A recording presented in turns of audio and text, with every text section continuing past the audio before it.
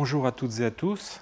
L'enseignement du grec à des Coptes ne passait-il que par des listes de mots, que par des glossaires bilingues, dont on a vu un certain nombre d'exemples lors des semaines précédentes?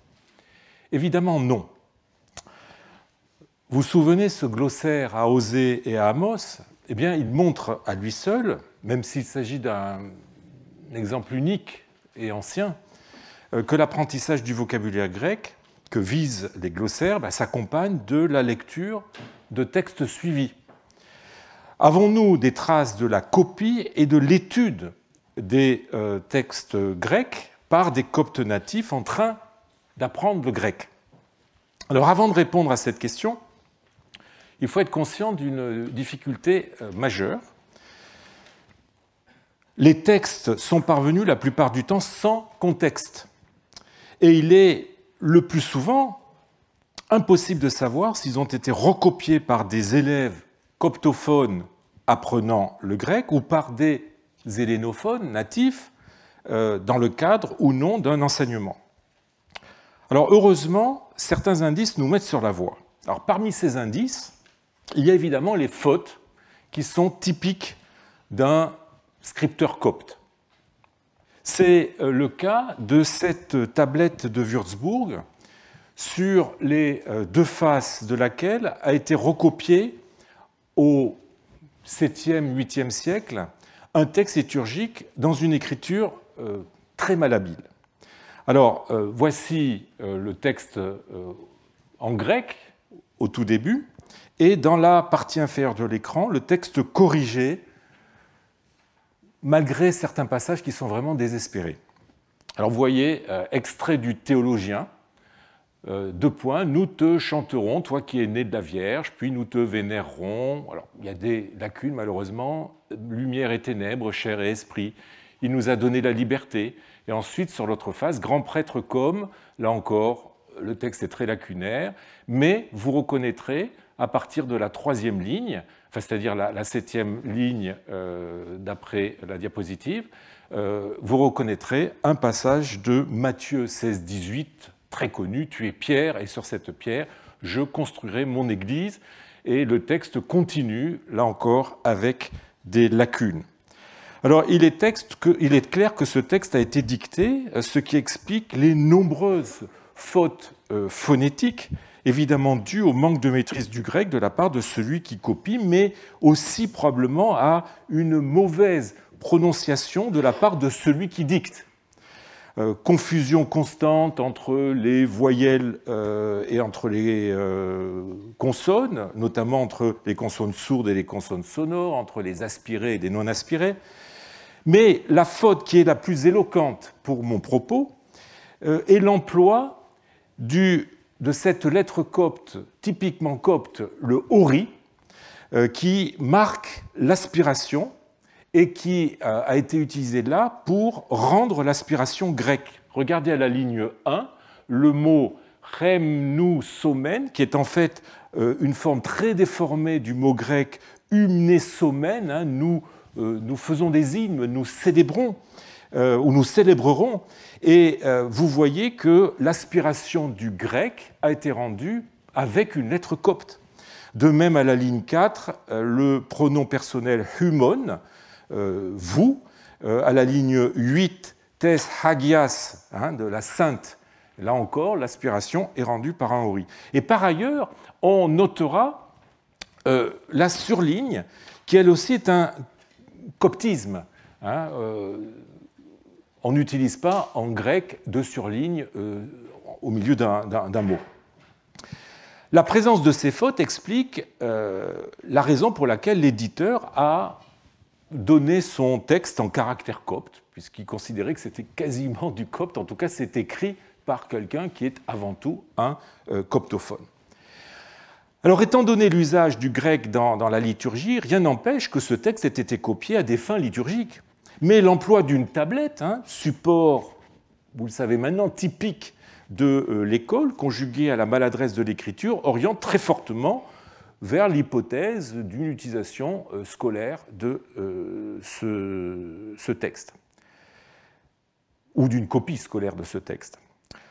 On remarquera qu'en plus d'être malhabile, l'écriture de notre tablette est une bilinéaire sans ligature, écriture typique du copte. C'est un indice supplémentaire d'une ambiance copte, mais indice qu'il faut utiliser avec prudence pour autant que les mains scolaires, en règle générale, évitent la cursive et ont plutôt tendance à utiliser des lettres capitales, des majuscules séparées les unes des autres.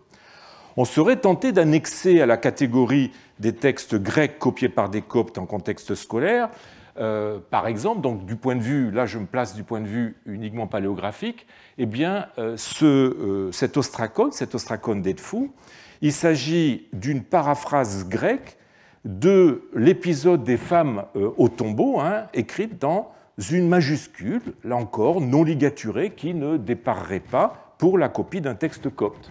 Alors, le texte est assez difficile à saisir. Là encore, il est effacé, mais il y a aussi un certain nombre de fautes. Mais vous voyez qu'il est question, si je le traduis, elles allèrent à son tombeau apportant des aromates et psalmodiant. Elles trouvèrent, alors là il y a une lacune, la pierre, évidemment la pierre du tombeau enlevée. Et bon. Alors, autre indice, la présence concomitante de textes grecs et de textes coptes. Ceux-ci peuvent être de mains différentes, comme dans ce petit cahier de papyrus, où une main a copié le psaume 32, enfin une partie du psaume 32, puis une autre à l'envers, un texte copte. Donc le psaume était en grec, mais là ce texte est en copte, qui pourrait être une citation biblique. Et enfin, une troisième main a écrit les lettres de l'alphabet à l'endroit, à l'envers et selon diverses combinaisons, en plus d'exercices arithmétiques et d'un petit dessin que je ne résiste pas au plaisir de vous montrer. Certes, le texte biblique grec n'est pas de la même main que le copte, mais la présence de ce dernier pointe vers une ambiance coptophone. Alors, témoignage plus incontestable d'une formation bilingue sont les exemples mêlant des textes grecs et coptes écrits par la même personne. C'est le cas de cet ostracone du British Museum, qui, en plus d'arborer, comme vous pouvez le voir, une écriture très copte, je dirais, qui plus est malhabile, est écrit tout du long par la même personne. Il comporte sur la même face 6 lignes donnant un tropère, donc une hymne en grec, suivi de Daniel 3, 57, œuvre du Seigneur, bénissez le Seigneur, faisant partie du cantique des 3 jeunes gens, et après une croix, eh bien, une lettre copte, qu'on pourrait traduire ainsi, moi, Dioscore, le maître, le mot copte qui est utilisé est sar. On aura l'occasion de revenir sur ce mot qui peut désigner justement un maître d'école. Je salue mon frère bien-aimé Unaref et ma mère Nouba, ainsi que Lawae, tous ses enfants et son mari, etc., etc.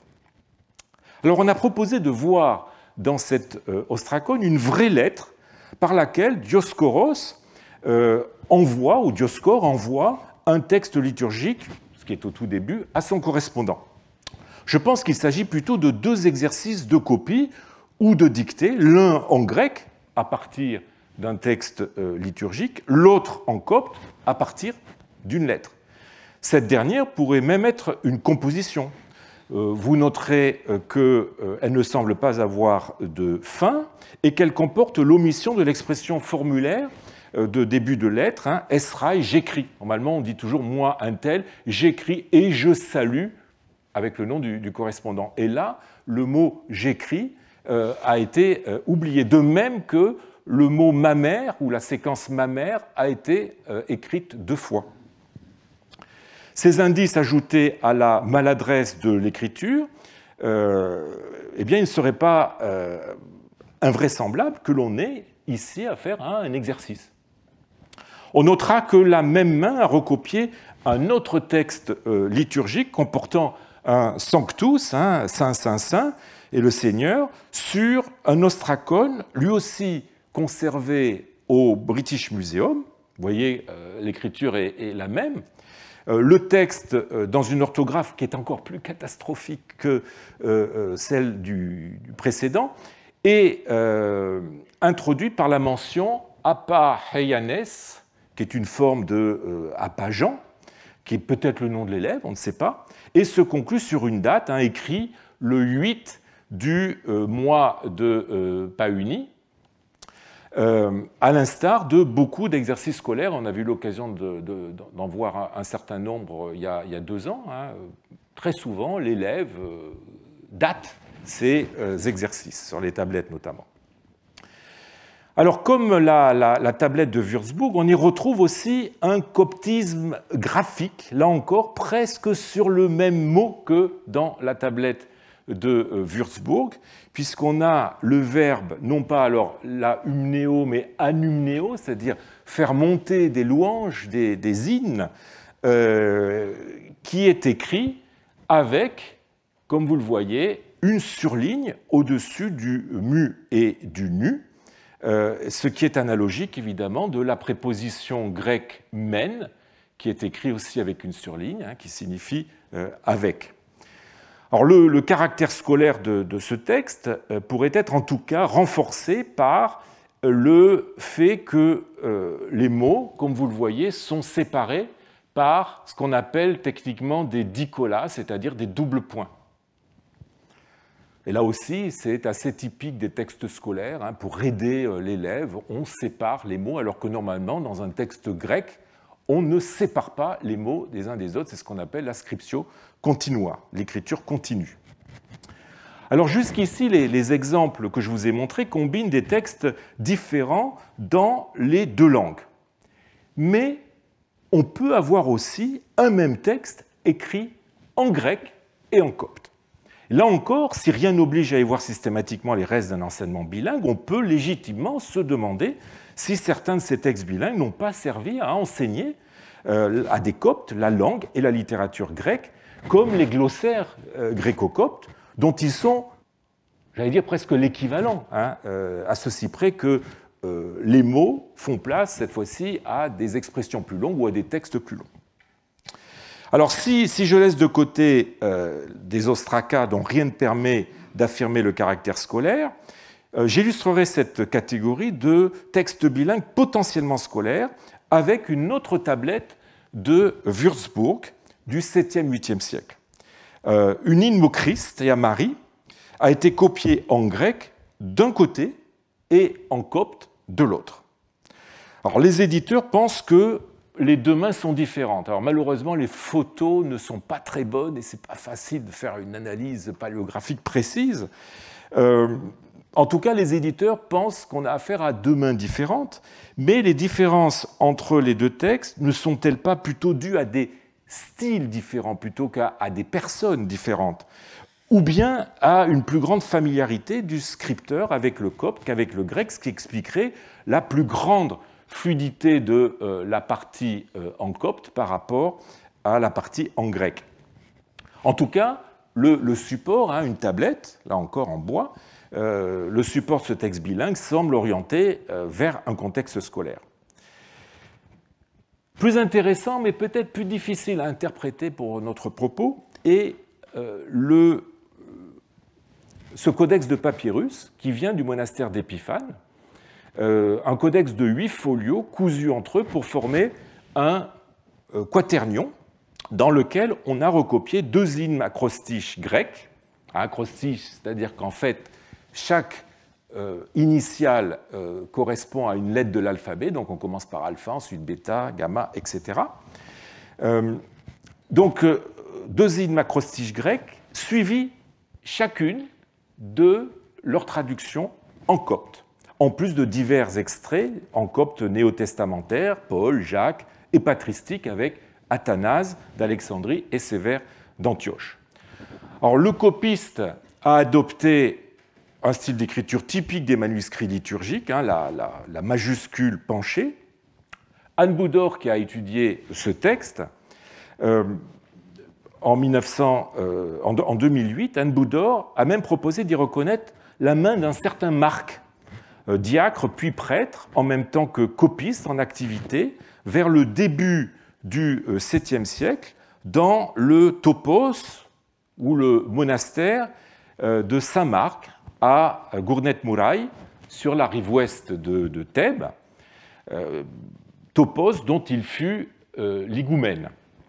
Et ce personnage a laissé une multitude d'ostracas qui ont été exhumés à Saint-Marc, mais aussi au monastère d'Épiphane, au monastère de Feuille-Bamont et dans la tété, la tombe thébaine 29, indice que ses talents, les talents de ce copiste, ont été très appréciés dans cette zone et que voilà, on lui a fait faire un certain nombre de travaux de copie.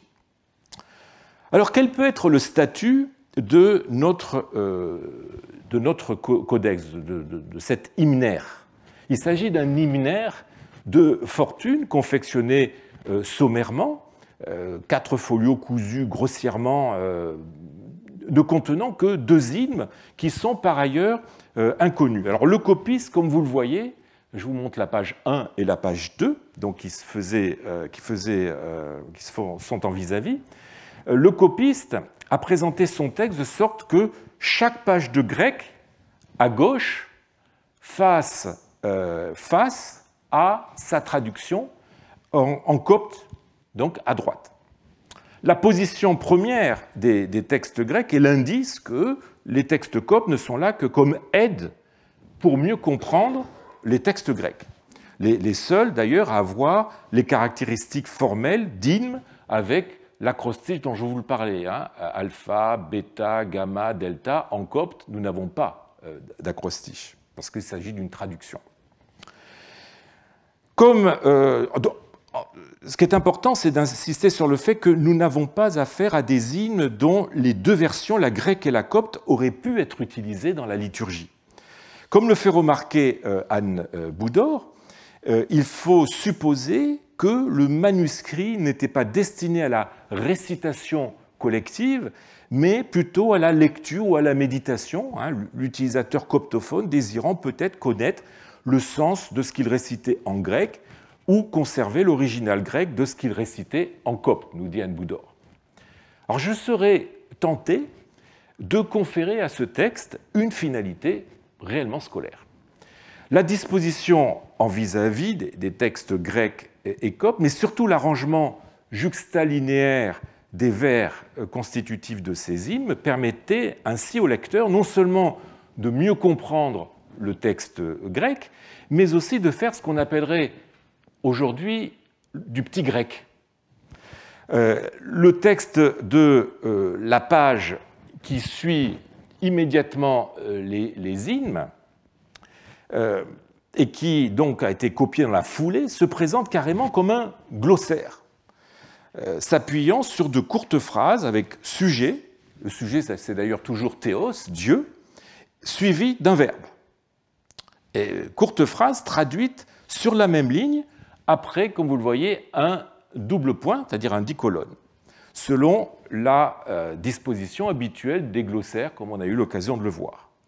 Alors vous voyez, hein, si je lis, là, Dieu guide-nous, Dieu est venu, Dieu s'est incarné, Dieu a été engendré, Dieu a été baptisé, Dieu a été crucifié, Dieu est mort, Dieu a ressuscité, Dieu est monté au ciel, Dieu vient, Jésus-Christ est vainqueur, Amen 99. Hein, je vous rappelle que 99 est l'isopséphie d'Amen. Hein, si vous additionnez les valeurs numérales de chacune des lettres d'Amen, vous aboutissez à un total de 99. Ces expressions appartiennent au vocabulaire de la liturgie et permettaient ainsi au lecteur de s'imprégner de ces locutions exprimant le miracle de l'incarnation et de la résurrection du Christ, tout en s'initiant au lexique grec grâce à une mise en page adaptée. Le lecteur pouvait même apprendre le système des nomina sacra dont je vous ai parlé avec le codex Codsen, puisque les premières occurrences du mot théos, Dieu, sont écrites en clair, et ce n'est qu'à partir de la 4e ligne que le mot est abrégé selon le système des nomina sacra, où on ne garde que la première et la dernière lettre, comme si le copiste avait voulu ménager une sorte de progression dans la difficulté pour le futur lecteur. Enfin, les textes de la première page et du dernier folio sont tous des citations d'auteurs choisis pour leur brièveté et leur caractère, je dirais, édifiant. Regardons rapidement ces textes. Folio 1a, Appa Athanase, l'archevêque d'Alexandrie, témoigne dans le sermon qu'il fit sur la croix que si Dieu, et là malheureusement on a un problème de texte, peut-être si Dieu voit l'homme en idolâtrie, eh bien il le ramène de là. Alors c'est une citation d'une Passionem et Crucem d'Athanase.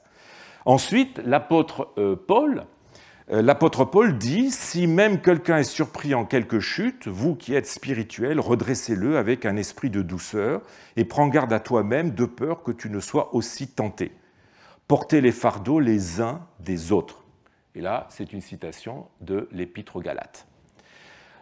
Folio 8, Appa Sévère, l'archevêque d'Antioche, dit « Si un homme qui désire être ordonné désire honneur et luxe et non le ministère, laisse-le plutôt apprendre le métier de charpentier ou de forgeron ou un métier intellectuel. » L'apôtre Jacques dit dans ses épîtres catholiques « Si quelqu'un s'égare loin de la vérité, que quelqu'un le ramène, celui qui aura ramené un pécheur dans la voie où il s'égarait sauvera une âme de la mort et couvrira une multitude de péchés. » Épître de Jacques. Confessez donc vos péchés les uns aux autres, priez les uns pour les autres afin que vous soyez pardonnés. Là encore, c'est une citation de Jacques. Enfin, folio 8b, l'apôtre Paul témoigne dans ses épîtres aux Romains, citation, car les dons et l'appel de Dieu sont irrévocables. C'est une citation de l'épître aux Romains 11.29. En cela, en effet, celui qui se repent sera ramené à la gloire dont il a chu. Puisqu'alors les choses de Dieu restent fermement établies, c'est ton devoir maintenant de t'en rendre digne par la vertu ou de t'en éloigner par le péché. Alors voilà ces textes supplémentaires qui ont été rajoutés juste avant et surtout après le petit hymnaire. Alors on remarquera que presque tous les citations, sauf la dernière, sont construites sur un même schéma. Si, alors, qui n'est pas sans faire penser aux cris, vous savez, ces sentences édifiantes dont je vous ai souvent parlé, qu'on rencontre très souvent dans les textes scolaires, cris que l'on prisait dans l'enseignement classique et qui pouvaient se présenter sous une forme subordonnée principale. On en a vu un certain nombre d'exemples avec notamment les sentences de Diogène, les cris de Diogène. Alors si j'ai raison, ce cahier serait un des plus beaux exemples de modèles de textes bilingues permettant à des coptes, probablement des novices ou des moines, de s'initier à la langue grecque dont la connaissance était encore nécessaire pour suivre la liturgie, comme j'ai eu l'occasion de vous le dire. Les textes que je vous ai montrés jusqu'ici sont tous bibliques ou liturgiques. Je n'ai pas besoin de revenir sur le changement de paradigme qu'a introduit le christianisme et qui a poussé les maîtres chrétiens à remplacer les textes littéraires classiques par les textes chrétiens, à la fois plus en phase avec la nouvelle religion, mais aussi avec la pratique, avec la méditation quotidienne auquel s'adonnait le chrétien, surtout s'il est évidemment clerc ou moine. J'en ai déjà amplement parlé en citant des auteurs comme Basile, comme Saint Jérôme, comme Pacôme, qui recommandaient expressément l'usage de la Bible dans l'enseignement.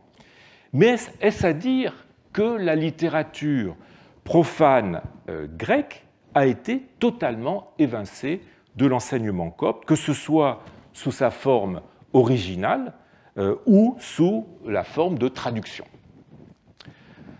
En tout cas, ces textes profanes, s'ils existaient, présenteraient au moins un avantage si les textes bibliques et liturgiques se laissaient difficilement caractériser comme scolaires, puisqu'ils ne puisqu'ils pouvaient avoir été utilisés dans la liturgie ou pour la dévotion personnelle, eh bien, les textes grecs profanes seraient beaucoup moins ambigus, et du fait même qu'ils sont inutiles dans la vie de tous les jours, seraient susceptibles d'être considérés comme ayant servi à un enseignement. Alors, la littérature grecque classique est-elle totalement sortie des programmes de l'enseignement copte ou a-t-elle survécu?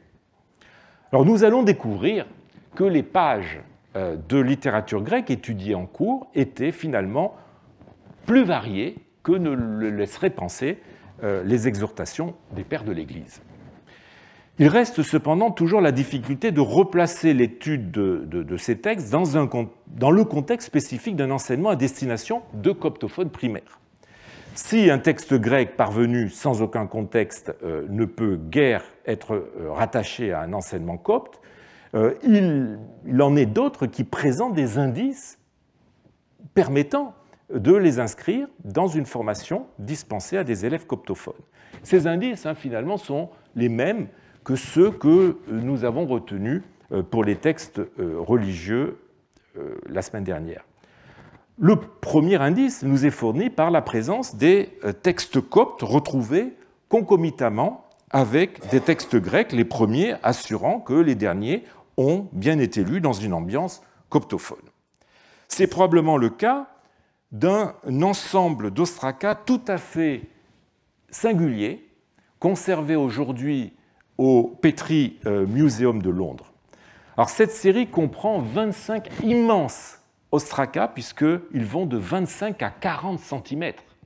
C'est rarissime de trouver des ostracas aussi grands, écrits sur les deux faces par une main qui serait datable, d'après les éditeurs ou les éditrices de la fin du Ve siècle, mais peut-être en fait plutôt de la fin du VIe ou du début du VIIe siècle, et provenant peut-être de la Haute-Égypte, peut-être Thèbes-Ouest, selon une hypothèse, mais qui reste extrêmement fragile.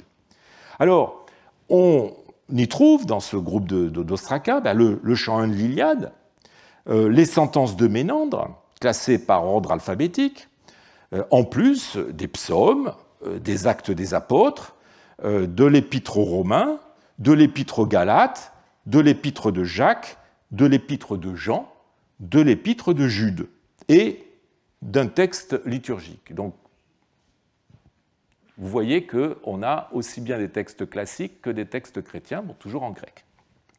Or, appartiennent à ce même groupe des textes coptes et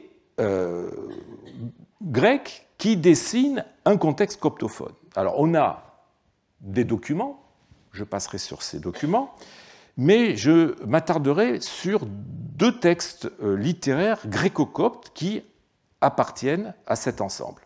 Le premier donne un extrait de l'épître de Jean en copte, texte qui est aussi présent dans la partie grecque de cet ensemble, avec peut-être, mais vous voyez que l'ostracon est extrêmement effacé, avec peut-être sur le verso un texte en grec, peut-être même la traduction plus exactement le texte grec dont le copte serait la traduction. Et le second donne l'épître de Jude, qui elle aussi est présente en grec dans ce même ensemble, avec les versets de 1 à 3 en grec et le verset 4 en copte et en grec. Donc cet ensemble est donc doublement bilingue. Certains textes sont écrits tantôt en grec, tantôt en copte, tandis que d'autres sont écrits dans les deux langues à la fois. Alors, étant donné leur taille, je vous ai dit, ça peut aller jusqu'à 40 cm, il est très vraisemblable que ces textes aient joué le rôle de modèle offert au regard des écoliers ou des élèves. Le maître aurait copié sur de grands tessons qui devaient se suivre, en lettres bien visibles, les textes qu'il souhaitait soumettre à ses élèves. Il s'est constitué, je dirais, une sorte de bibliothèque de modèles composés de livres dont les pages sont autant de tessons de poterie. La présence de ponctuation, de divers signes diacritiques, d'esprit rude pourrait aussi confirmer la nature scolaire de ces textes. Ce qui m'intéresse dans ce groupe de textes, c'est qu'à côté des psaumes, à côté des épîtres du Nouveau Testament, dont l'enseignement, souvenez-vous, est recommandé par Pacôme, et dont nous avons rencontré cette année de multiples exemples incontestablement scolaires, et bien à côté de ces textes, nous trouvons les deux piliers de la culture grecque profane, Homère et Ménandre, le Ménandre des sentences, l'un modèle de la poésie épique, l'autre de la poésie iambique, deux auteurs qui continuent à être étudiés jusqu'à la fin de l'hellénisme en Égypte, étudiés dans le texte original. La présence du copte peut aussi être marginale au double sens du terme. Je veux parler de textes grecs dont on sait qu'ils étaient étudiés par des coptes grâce à des annotations qu'ils ont discrètement laissées dans les marges des manuscrits. Alors, le meilleur exemple d'un tel cas nous est offert par le fameux manuscrit de Théocrite d'Antinopolis. Il s'agit d'un codex de presque 30 cm de hauteur, daté par l'écriture du 5e, 6e siècle. Moi, j'aurais plutôt une préférence pour le 6e. Le texte est truffé, comme vous pouvez le voir, de corrections et surtout de gloses, doté de nombreux signes diacritiques. On a des accents, vous pouvez le voir, là un accent aigu, vous avez des apostrophes, vous avez des esprits et divers autres signes diacritiques. Vous avez même des marques de quantité, des longues et des brèves, ce qui peut être utile quand on travaille sur un texte de poésie comme les Théocrites.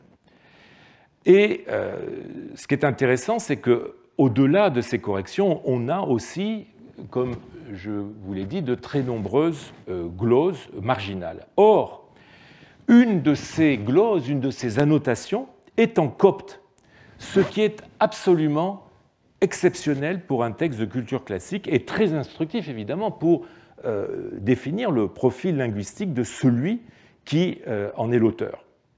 Mais faut-il rattacher ce manuscrit à un contexte scolaire ? Ce que l'on constate, c'est qu'il s'agit d'une production assez modeste du point de vue des standards de la librairie antique. L'écriture n'a aucun caractère régulier qui lui donnerait une allure tant soit peu calligraphique. Donc il ne s'agit pas d'un beau livre copié par un calligraphe professionnel. L'écriture est déparée par de nombreuses corrections qui ont été très grossièrement exécutées. Les glosses sont ajoutées sans souci d'harmonie dans la présentation. Et surtout, le texte même trahit une connaissance lacunaire du grec et un sens philologique peu développé, aussi bien chez le copiste que chez les correcteurs et annotateurs, avec de nombreuses fautes d'orthographe, des lapsus calami divers et variés, et des annotations qui dénotent un très bas niveau philologique. Il s'agit donc d'un exemplaire de travail ayant appartenu à quelqu'un qui n'était manifestement pas un érudit, mais qui souhaitait se former à la poésie alexandrine, dont Théocrite est le meilleur ou un des meilleurs représentants, étudié jusqu'à quasiment à la fin de l'hellénisme en Égypte. La copie du codex et l'ajout de gloses et de nombreux signes diacritiques et prosodiques pourraient s'inscrire dans un cadre scolaire, comme j'ai eu l'occasion souvent de vous le dire, les textes littéraires accentués, pourvus de ponctuation et de signes diacritiques, sont souvent des textes qui ont été étudiés dans le cadre de cours.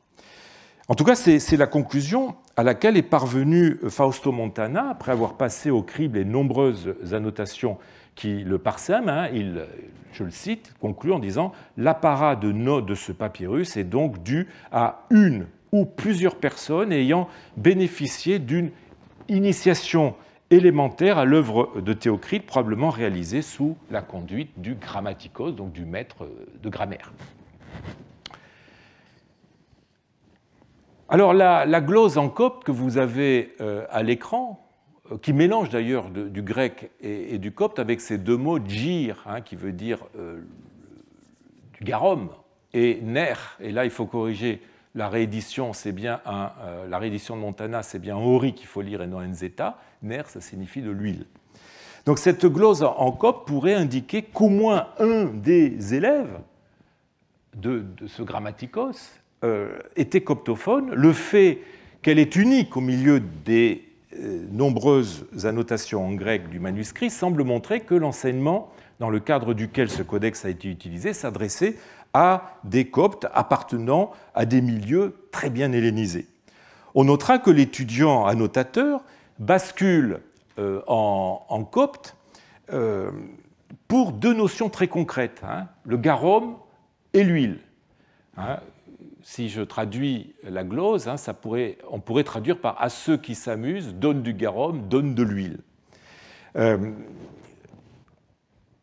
Donc deux réalités concrètes pour lesquelles le mot copte lui est peut-être revenu à l'esprit plus facilement, puisque le copte devait être sa langue maternelle.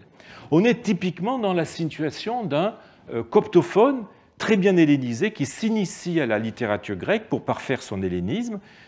Je subodore que cet élève, ou cet étudiant plus exactement, devait faire partie de cette élite copte pratiquant la langue grecque et souhaitant se réclamer pleinement de la culture grecque, par ailleurs indispensable pour faire une carrière administrative, élite qui devait peupler certaines cités comme Antinopolis, qui est une très grande cité, qui était capitale de la province de Thébaïde. Cet exemple nous fait pénétrer dans un milieu qui est très, très différent de celui de la rive ouest de Thèbes et de ses monastères. Alors, comme pour les textes bibliques ou liturgiques grecques, nous avons aussi des textes profanes grecs qui ont été retrouvés en version bilingue et qui témoignent de l'étude de la langue grecque par des coptes en s'appuyant sur des textes classiques. Alors, les exemples que je voudrais vous montrer concernent à nouveau Ménandre. Ménandre, nous avons vu il y a 2 ans, avec le papyrus Bourrian I, la place importante que les sentences de Ménandre dans l'école antique ont joué. C'est un recueil de pensées édifiantes, très courtes, exprimées de façon très courte, puisque chaque sentence ne fait qu'un vers, on appelle ça des monostiques, recueil dont la constitution, à partir d'un noyau de vers de l'auteur comique, Ménandre, et la transmission doivent beaucoup à l'école qui y trouvait un matériau pédagogique riche et multifonctionnel, propre à servir à des cours de littérature, à des cours de métrique, mais aussi à des cours de morale. L'école copte ne pouvait donc pas ignorer cet auteur dont la dimension morale s'accordait avec l'enseignement chrétien, et il se trouve qu'elle a laissé de nombreux témoignages de l'étude bilingue des sentences. 2 cahiers à usage scolaire ont été retrouvés avec un large recueil de sentences copiées en grec selon l'ordre alphabétique de leur initiale, suivi de leur traduction copte. Alors, du premier, il ne nous reste qu'un folio de papyrus, datable par l'écriture du 5e, 6e siècle. Je ne peux pas contrôler l'exactitude de cette datation étant donné que le papyrus a été publié sans photo et que les photos sont inaccessibles sur Internet. Il est conservé à la British Library. Du second nous est parvenu 8 folios de papyrus partagés entre le Vatican et Vienne et qui sont datables du 5e, 6e siècle. Alors, il est intéressant de constater que les sentences choisies dans le large corpus des sentences de Ménandre sont les mêmes entre les deux manuscrits, alors que nous avons tant d'autres recueils avec des sentences différentes, ce qui montre qu'il existait divers types de choix de sentences qui ont circulé de siècle en siècle, certains ayant connu une plus grande diffusion que d'autres. Alors non seulement le choix des sentences dans ces deux recueils, dans ces deux manuscrits, est le même, mais la traduction copte est aussi identique d'un recueil à l'autre, si l'on fait abstraction des nombreuses erreurs de copie. Et on voit donc que la traduction n'a pas été faite ad hoc, mais appartient à une recension qui, elle aussi, a dû circuler en Égypte. Ces deux recueils ont très certainement servi aux maîtres dans leur enseignement, qui pouvaient y piocher certaines sentences qu'ils étaient amenés à utiliser pour leur cours. J'en veux pour preuve le nombre de sentences qu'on ne trouve attestées que dans ces deux papyrus, tournant autour des grammata, des lettres, et de l'importance de l'éducation lettrée. Alors voici, je vous ai mis les sentences avec leur numérotation moderne. Savoir lire et écrire, c'est un beau commencement dans la vie. Sans coup, personne n'apprend à lire et à écrire. Vous vous souvenez que l'école antique était plutôt violente avec les élèves. Enfin, les maîtres étaient plutôt violents. Celui qui sait lire et écrire a un raisonnement ferme. Apprends à lire et à écrire et tu nourriras de belles espérances. Ce Dieu récompense ceux qui savent lire et écrire. Il a une très belle, peut-être carrière, je ne sais pas, celui qui sait lire et écrire. Bienheureux celui qui sait lire et écrire. Pas de coup de bâton pour ceux qui apprennent à lire et à écrire. Alors là, on a quelque chose qui est un petit peu le contraire, ce qui veut dire que quand on apprend à lire et à écrire, au moins on est sûr de ne pas recevoir de coup de bâton de la part du maître. Cette multiplication de sentences qui prône l'apprentissage de la lecture et de l'écriture est sans nul doute une des traces ou un des indices de l'exploitation scolaire de ces recueils de sentences qu'on n'hésitait pas à adapter par l'ajout de nouvelles sentences ou le retranchement d'autres jugées moins appropriées au but que l'on se fixe, au contexte dans lequel on se trouve. Alors le hasard a voulu que l'on ait retrouvé des exercices mettant en pratique ces recueils. Autrement dit, les copies que les élèves ont pu faire de l'une ou l'autre de ces sentences dans leur version bilingue. Alors, voici un ostracone qui se trouve à Vienne, qui donne là encore la sentence d'abord en grec et sa traduction en copte. L'épouse sans dot n'a pas de liberté de parole. On dirait peut-être dans un français plus moderne, n'a pas voix au chapitre. Et vous avez la traduction en copte. À une épouse qui a été dépossédée, on ne donne pas la liberté de parole. Et là, vous voyez qu'entre le grec et le copte, il y a un faux sens. La traduction n'est pas exacte parce que le mot grec aproikos, c'est-à-dire dépourvu de dot, a été rendu en copte par qui a été volé, ce qui n'est pas exactement la même chose. Un autre exemple, avec cet ostracone qui provient des fouilles franco-polonaises qui ont été faites à Tel Edfu, et qui donne là encore une sentence de Ménandre en grec, l'occasion qui est souveraine et qui a la force. Et là, on sent il manque un verbe principal, ce qui veut dire qu'il y a un problème avec la version grecque de cette sentence. Et en copte, on a comme traduction l'occasion qui est souveraine a la force. Alors, on a là une version très fautive avec une omission, avec une haplographie de la sentence grecque, elle-même transmise de façon corrompue par les manuscrits. Et le succès en fait qu'ont rencontré les sentences de Ménandre explique en effet qu'au cours de leur transmission, elles aient été modifiées, voire trafiquées, jusqu'à les rendre parfois amétriques, voire incompréhensibles.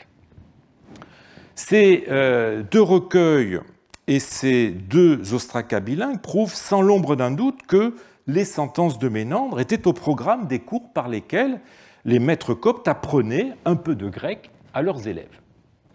Alors, en fait, nous nous en doutions déjà avec, souvenez-vous, les deux recueils de sentences uniquement en grec conservés par deux ostracas du monastère d'Épiphane dont je vous avais parlé l'an dernier, celui-ci et celui-là que nous avions eu l'occasion de déchiffrer en séminaire, sans compter d'ailleurs ce recueil de sentences d'inspiration ménandréenne qui est livré par un autre ostracone du monastère d'Épiphane.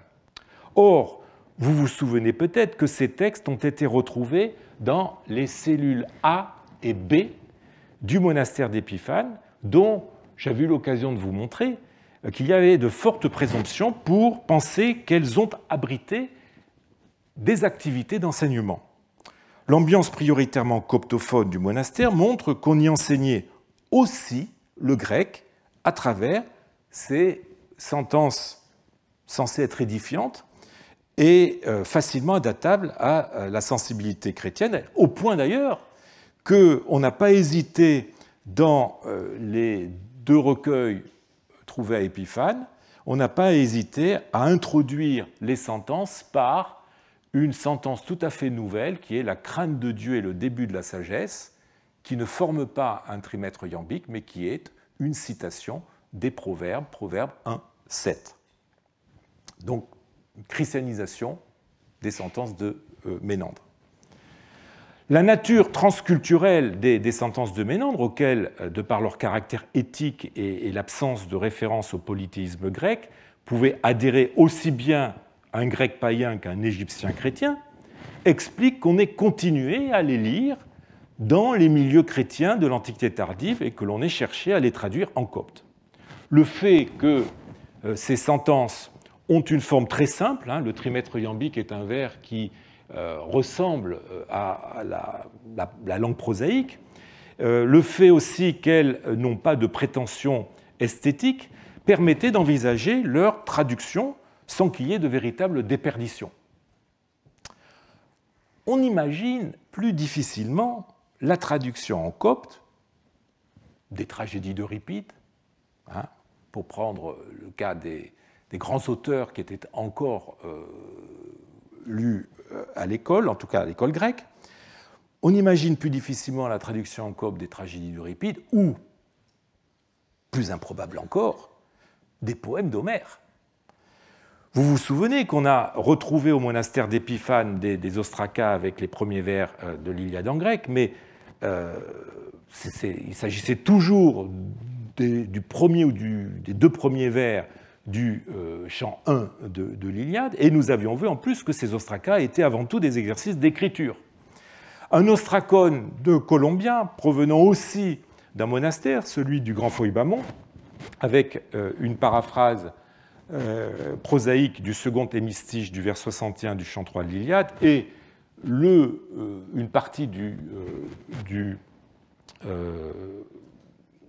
vers 3, enfin de vers 171 ou 228 du chant 3, nous avait cependant laissé entrevoir la possibilité que l'objectif de l'exercice n'était pas simplement graphique, mais aussi d'entrer plus à fond dans le texte d'Homère en s'intéressant à l'histoire qu'il raconte et à sa forme métrique. Autrement dit, typiquement ce qui constituait l'enseignement d'un grammatikos. Mais il faut reconnaître que nous n'avons pas beaucoup de traces de la présence d'Homère dans les milieux coptes, à l'exception de ceux bien hellénisés dont témoignent les papyrus de Dioscore, d'Aphroditée, un milieu qui pouvait être amené à rédiger des textes grecs dans une prose soutenue qu'il était à l'époque de bon ton d'agrémenter d'homérisme ou de citations homériques. Pour des coptes visant seulement l'acquisition de connaissances basiques en grec, pour se débrouiller dans la vie de tous les jours, Homère était inutile. De plus, l'univers païen dans lequel baignent l'Iliade et l'Odyssée, la langue aussi des poèmes homériques, très archaïque, ne pouvait qu'effrayer ou rebuter des coptophones natifs cherchant à apprendre le grec ou tout simplement à lire les aventures d'Achille et d'Ulysse. On aurait pu envisager d'en établir une traduction en copte, comme pour les sentences de Ménandre, mais la difficulté de l'entreprise avait de quoi décourager les maîtres coptes qui pouvaient en outre douter légitimement de l'utilité de l'étude d'une œuvre dont l'esprit était si éloigné, contrairement aux sentences de Ménandre, de la sensibilité et de la culture copte. La transposition des hexamètres dactyliques d'Homère en copte aurait par ailleurs complètement aplati le texte et fait disparaître tout ce qui fait son intérêt. De fait, nous n'avons aucune traduction copte d'œuvres poétiques grecques, à l'exception de citations courtes et déformées, évidemment, des sentences de Ménandre, mais sentences dont j'ai eu l'occasion de vous le dire, utilisent un vers qui est quasiment celui de la langue de tous les jours. Et pourtant, une pièce tout à fait exceptionnelle a été récemment publiée qui montre que les Coptes ont essayé de produire des outils permettant à des non-hellénophones de s'intéresser aux poèmes homériques. Et curieusement, ce papyrus n'a pas suscité de réaction dans la communauté scientifique alors qu'il est on ne peut plus singulier.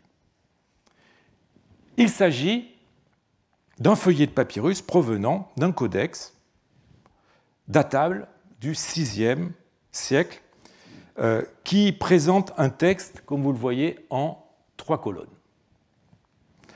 La première contient les vers d'Homère, coupés chacun en 4. La deuxième donne, pour chacun des quarts de vers, une version en koiné grec, donc en grec courant.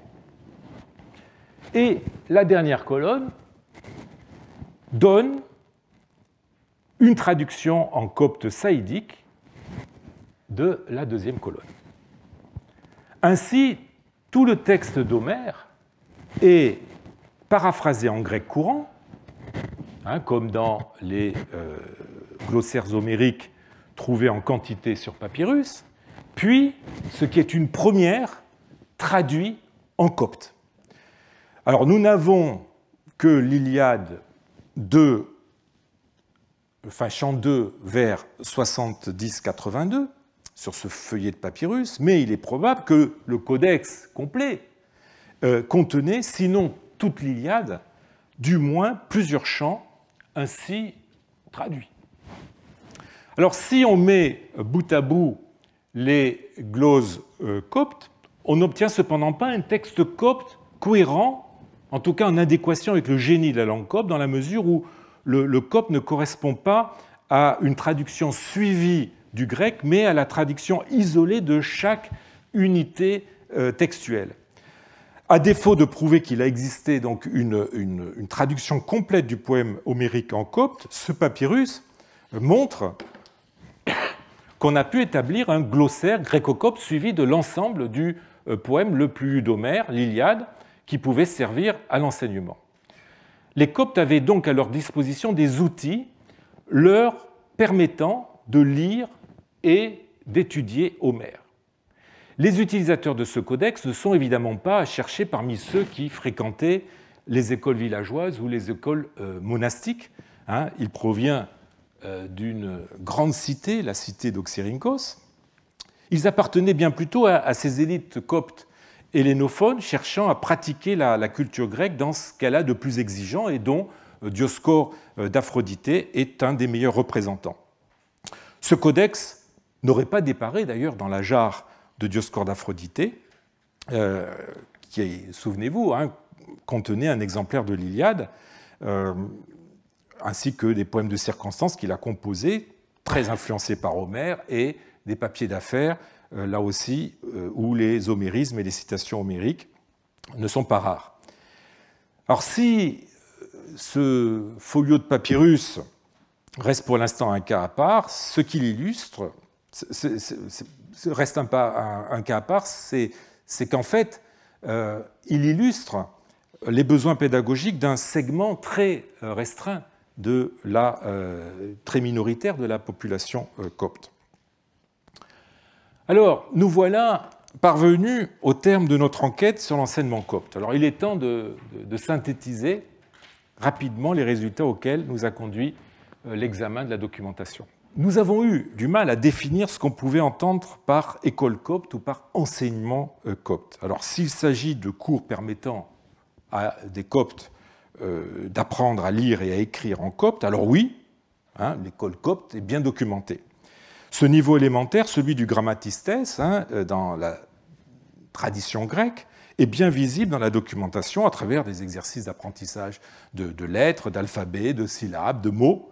Nous avons vu que ces trois étapes, qui calquent celles de l'enseignement grec, ont été diversement adaptées aux exigences de la langue copte.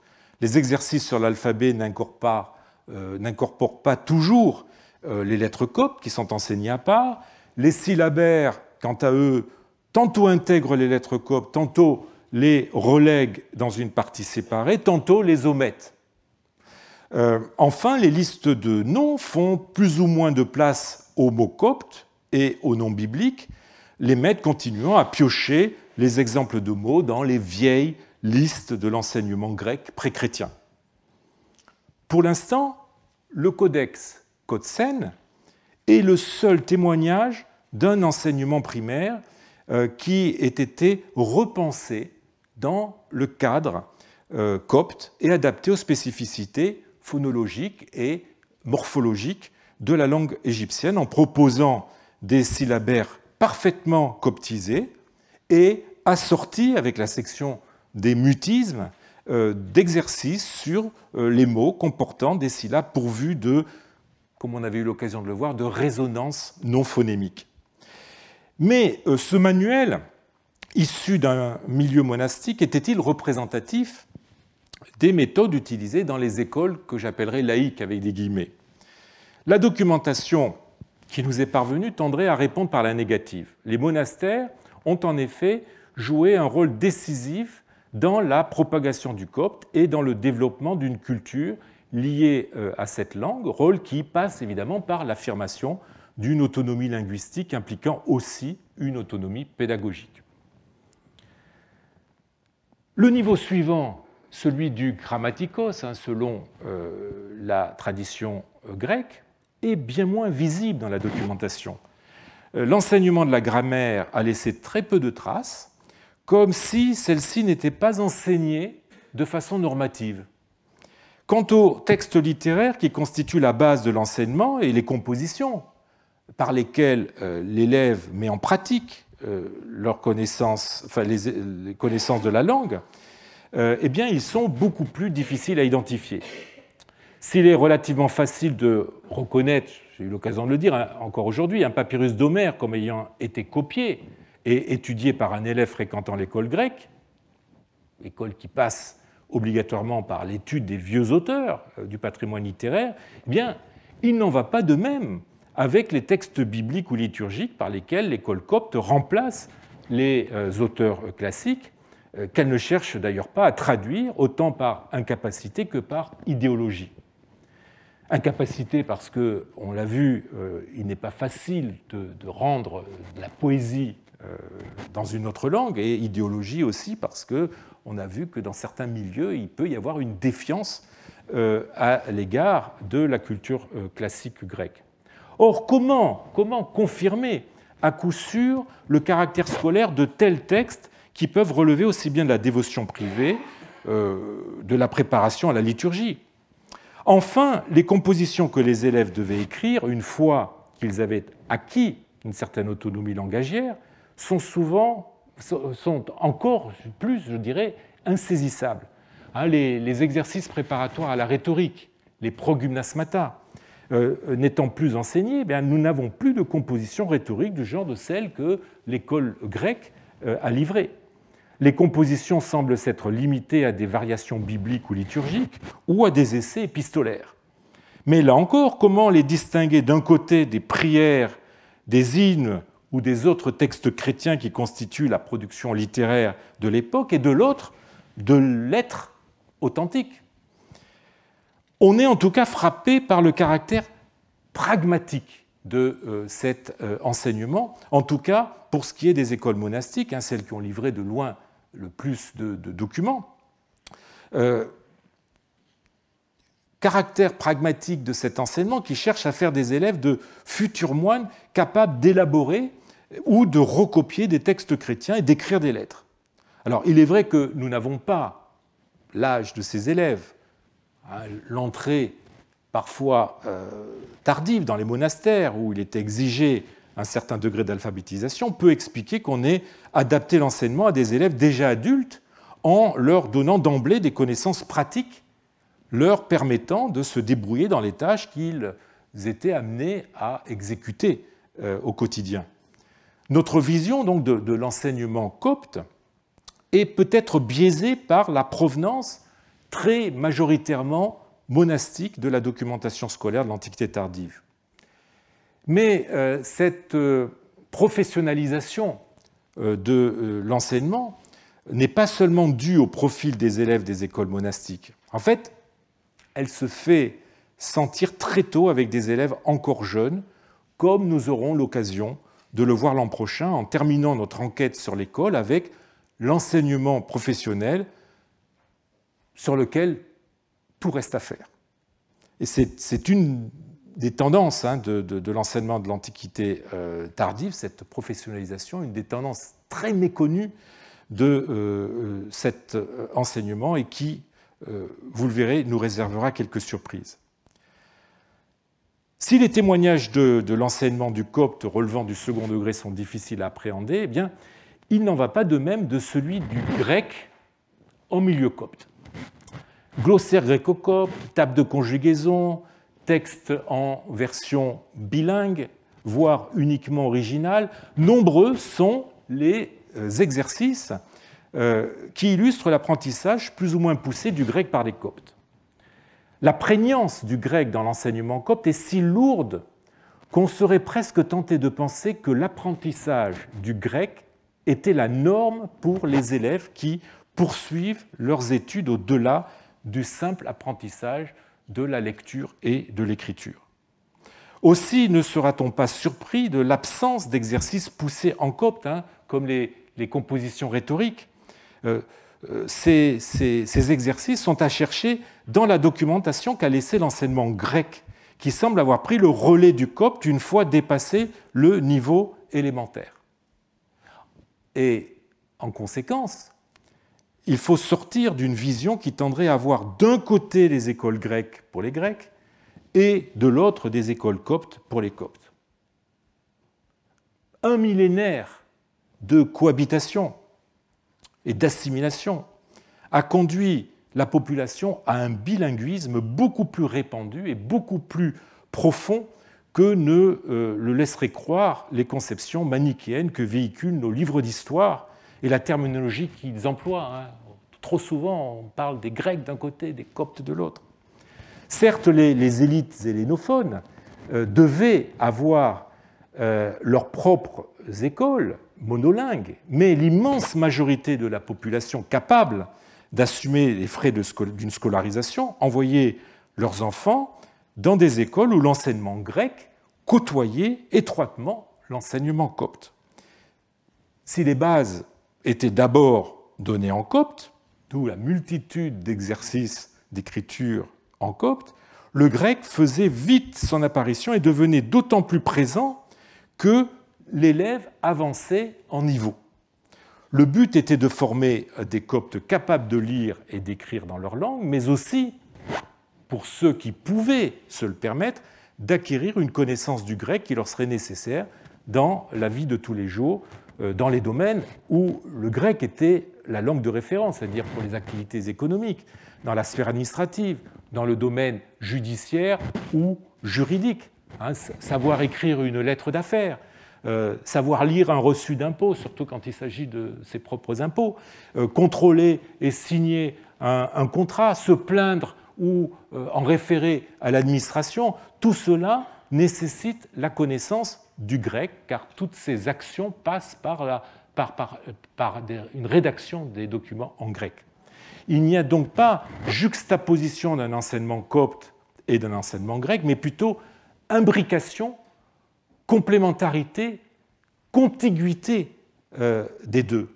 Nous avons évolué toute cette année dans un univers où les lignes de démarcation entre culture grecque et culture copte sont beaucoup plus brouillées que les érudits modernes le pensent, moins d'ailleurs par goût de la simplification que du fait d'une vision conditionnée par l'organisation de notre monde académique qui, à la faveur de filières très rigides, produit des spécialistes de telle ou de telle culture, de telle ou telle langue.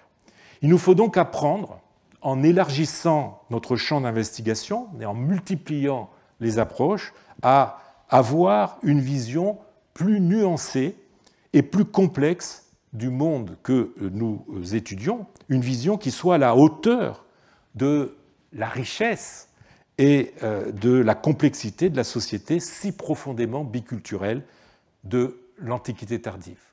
Je vous remercie.